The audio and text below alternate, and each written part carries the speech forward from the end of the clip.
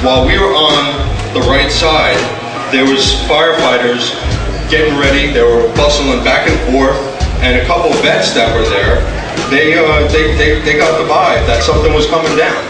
And we started asking questions. Everybody started asking questions, and then next thing you know, there were the Red Cross representatives pacing back and forth in front of the crowd, holding his hand over the radio.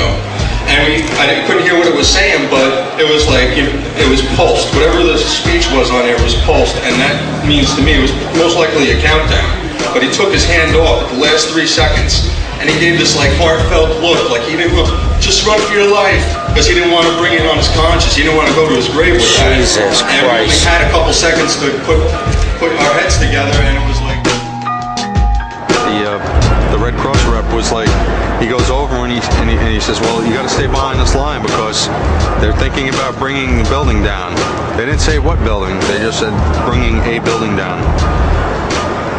So we're like, okay, we'll take their word for it, we'll stay behind the line. And he went over and he talked to one of the, through all the commotion, he goes over and he asked one of the Red Cross, or one of the firefighters, what was going on. I guess, I don't know if he got an answer or not. He came back over with his hand over the radio, and what sounded like a countdown. And at the last few seconds, he took his hand off, and you heard 3, 2, 1, and he was just saying, just run for your life, just run for your life. And then it was like another 2, 3 seconds, you heard explosions. Like, boom! There's like a distinct sound. It's not like when in compression, like boom, boom, boom, boom, boom, like floors that were dropping and collapsing. This was boom, and like you felt a rumble in the ground, like almost like you wanted to grab onto something. That, to me, I knew that was an explosion. There was no doubt in my mind.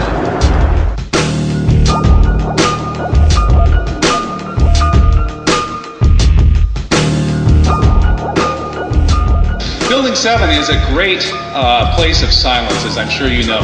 It's a 47-story building that came down into its own footprint for no apparent reason at about 5:30 p.m. on September 11th. A countdown to the demolition of Building 7 went out on New York Police Radio. I was in New York for the 6th anniversary, and every cop I talked to knows that that went out on police radio. The BBC reported that Building 7 had collapsed 20 minutes before it happened, with Building 7 standing in the background behind the reporter. And we have eyewitnesses, I can give you their contact information, who were inside Building 7 at 9 o'clock in the morning, before the towers had come down, and witnessed massive explosions that killed large numbers of people, devastated the lobby. There were pre-demolition explosions.